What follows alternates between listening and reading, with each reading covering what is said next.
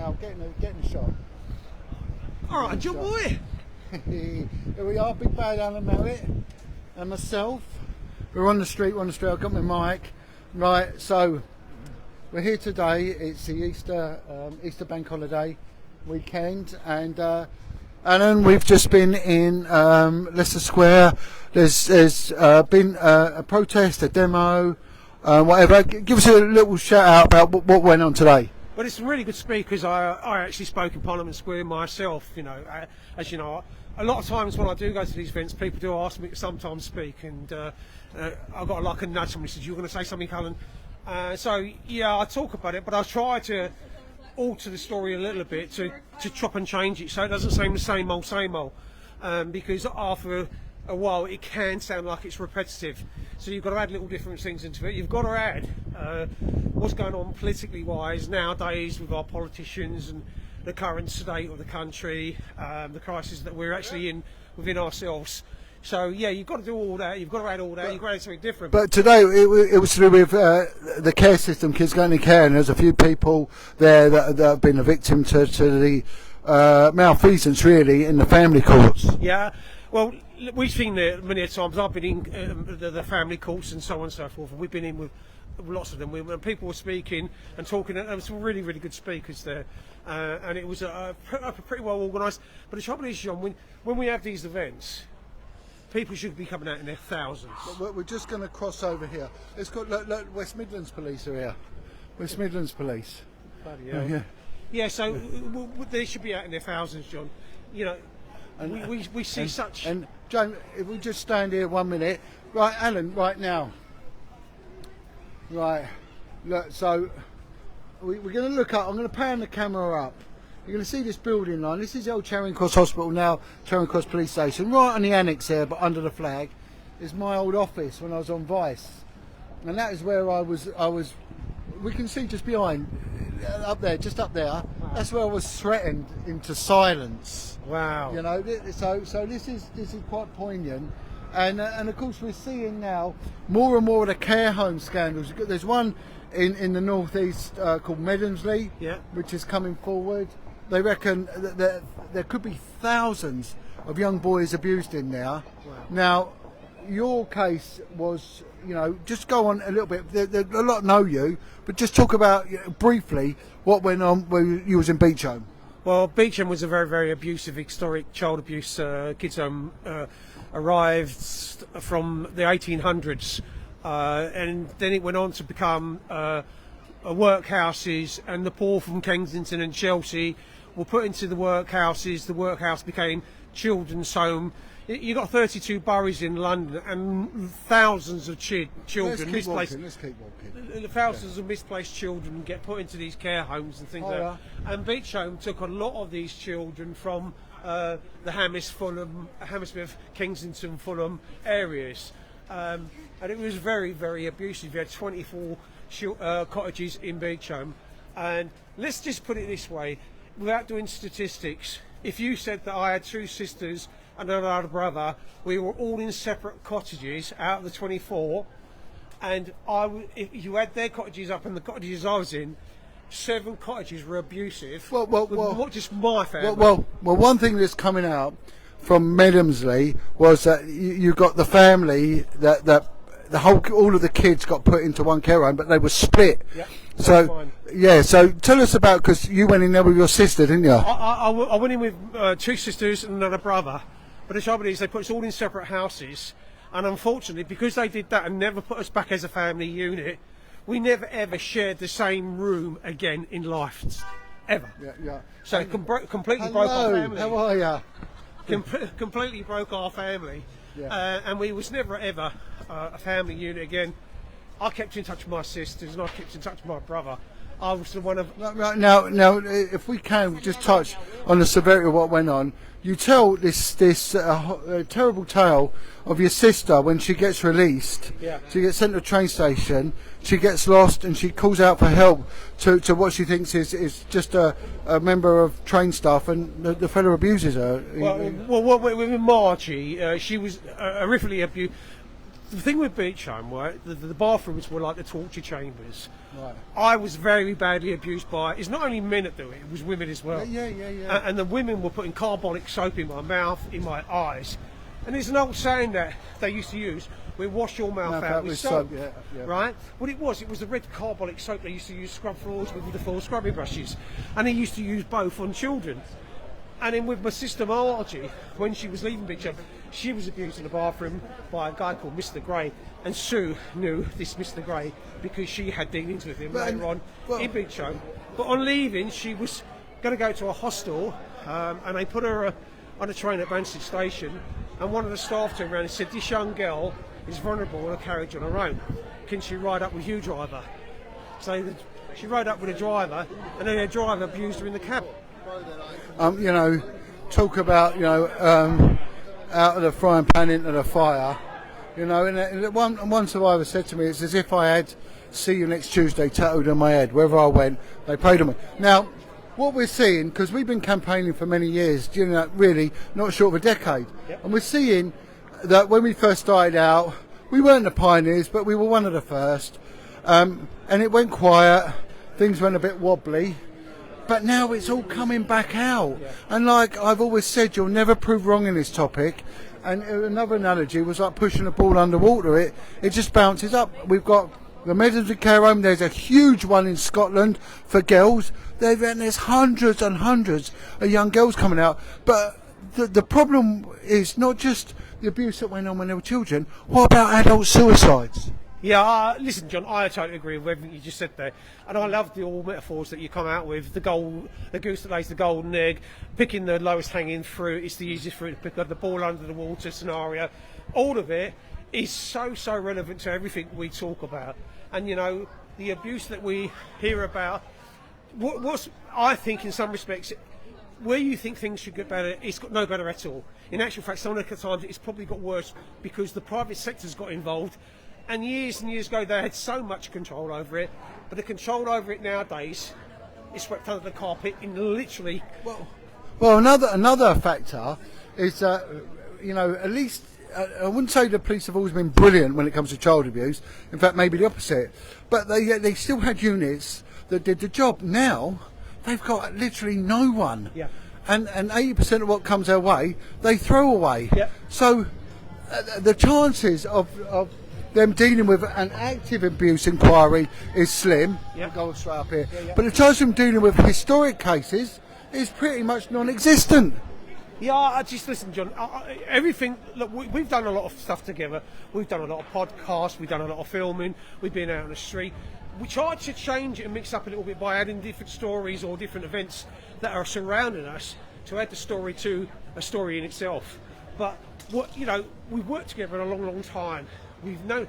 Look, there's been 150,000 indecent images seen on laptops and electronic devices in the Palace of Westminster. It's been the same in Downing Street. Staff have been seen caught on computers in Downing Street looking at porn. Well, look at the last 5 political advisors to our PMs have been caught with indecent material, been accused of impropriety with children. Do you know where they are?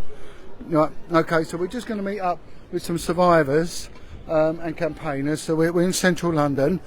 But this is interesting. Now, one of the things that comes out of Medemsley is that the main abuser, the member of staff, also doubled up as a church minister. Yeah.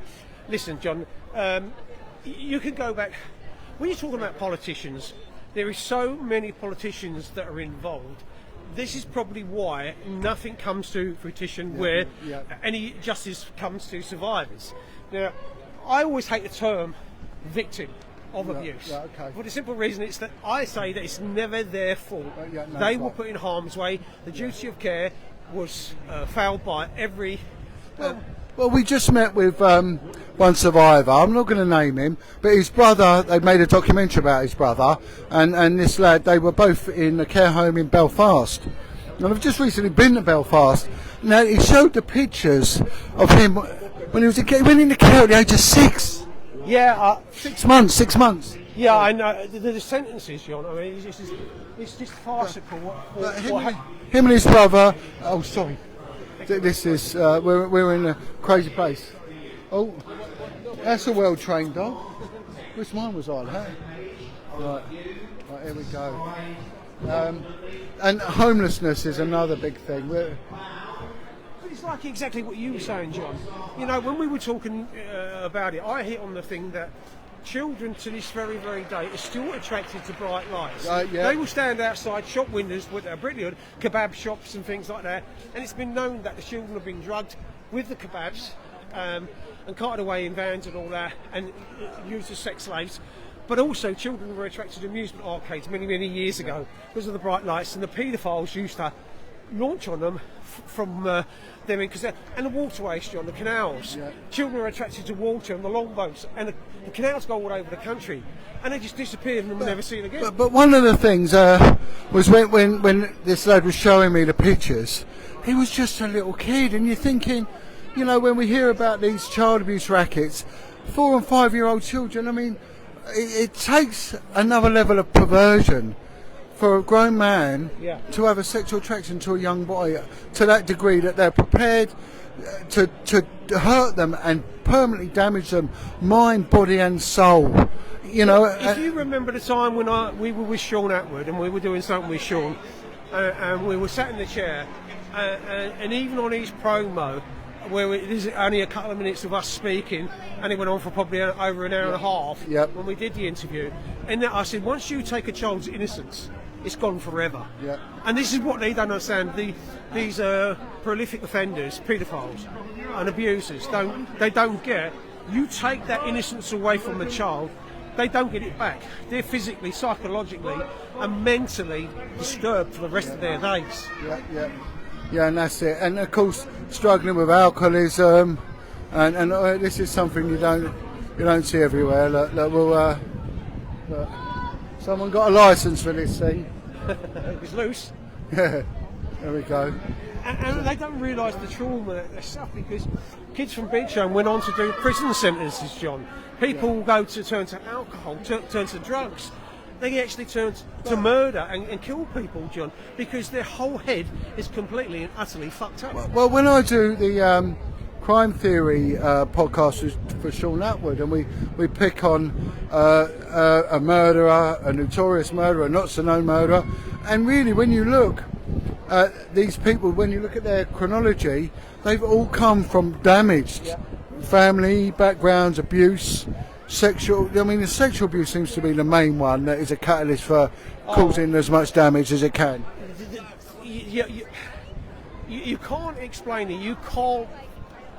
Physical torture in the sense of abusing a child, you cannot put into words. You can't even imagine it. You can't, even talking about it people do not put it together. You can't put it in your head. It's a picture you will never see unless you've had it happen to you. And then the one that really, really gets me is the damage that it must have done to, because we're not all built the same. Some are bigger and some are smaller than others. Some have got resilience, some haven't. So these matrons that were appointed, live-in matrons that were appointed for the medical well-being of these kids, they must have dealt with injuries that really should have been dealt with an intensive care unit. Well, absolutely, John. I mean, everything you're saying is what we've seen with damaged people. You can tell damaged people when you talk to people. There is a way that they come across that shows the limits that life can give them for the simple reason because of the damage that's been done. Well, one guy tells me how he had to lay in bed with his colon ripped open, and he was tripping in and out of consciousness because of the blood loss. His anus had just been ripped apart, and he was an 8-year-old boy, and there was no one. And the matron went up to him and put her finger like to say, "Shh, don't tell anyone, because otherwise you won't survive." Yeah, the cliche of little boys should be seen and not heard was a thing that they used to drum into you. They used the abuse, physical, mental and sexual abuse. The physical abuse was to try and stop you from speaking out and saying anything. So you didn't. If you got good hiding, you got sent to ball stalls, and in Sue's case, and I just mentioned her. Well, they sectioned her. They sectioned her at the age of 13. And put a child in a mental institution to stop her from speaking about. If we can highlight that. About the guy that I said was abusing my own sister. Yeah, so Sue is one of the old school campaigners, and if you follow my work, you'll know Sue. And Sue actually walked in on a member of staff raping a younger girl that was an inmate or resident at these wretched places. And Sue, Stop him. yeah, tried to stop him, and Sue got thrashed with a cane and then sectioned, and she was sectioned for life. But she says that herself, because one of my abusers was the superintendent of the children's home called Jeffrey Banner. Now, I will talk, and I will say their names. I am. Oh, good, Banner. good. May they rot, Jeffrey Banner, may you rot in hell. And at the end of the day, with her and a girl called Maura, they were often in his office. They were put across his desk, just in puberty. He was pulling their shorts down or their knickers down, and he was smacking their ass. But he was doing it to young 12, 13-year-old children. Do you know what I mean? It just doesn't make sense. What can a grown man, a superintendent of a children's home, the highest authority within that building, their establishment, was abusing children And in his office? also, where, this must have leaked out. Where were the female members of staff? Why weren't they intervening and saying, actually, stop this, pack this in, don't do it? But you get this total switch off, and this is how war crimes occur, because people think it's not my problem, but we're dealing with children. But anyway, so we're here today. We're just doing our thing as we've always have done. You're going to see a lot more of us mooching about the UK, because these care home cases are building, and they are building, and they are building. And we've got to do more, John. We've got to come together, with the experiences that the two of us have got over the last 10 years. And the stuff that we've done, we have a lot of knowledge. Oh, yeah. You've been in a home office with me when we've been in an interview with somebody now who's really made a name for herself, not out of acting on the child abuse that we went to talk to her about in the home office. She's sitting on the front benches next to Rishi Sunak, and that's Victoria Atkins. Yeah. And she did nothing about it. Yeah, well, She should be standing up as a minister and say, I demand, in the House of Parliament, she'd be standing up and saying, I demand a public inquiry into the abuse. Well, Victoria actually, when I went in there, as maybe litigant in person or advocate or a Mackenzie friend, whatever my capacity, she told me, you're here just to keep your mouth shut. We don't want to hear from you. So. Yeah, she totally blanked you, didn't want to know you. But the simple reason is that because of what you came from in your background and you saw it firsthand, she didn't want to know. And as a survivor of historic child abuse, she was listening to a survivor and an ex-Metropolitan highly decorated police officer that, at the end of the day, knew his stuff, and she was bombarded. She just didn't know where to turn, where to look, and she was made safeguarding minister. Well, I mean, what the hell? Yeah, so anyway, we're going to have to go now, because we've got to be somewhere, but you're going to see more of us. God bless all victims and survivors. I'm here, Jon Wedger with Big Bad Alan Merritt. We're still on the street, and you're going to see a bit more of us. God bless.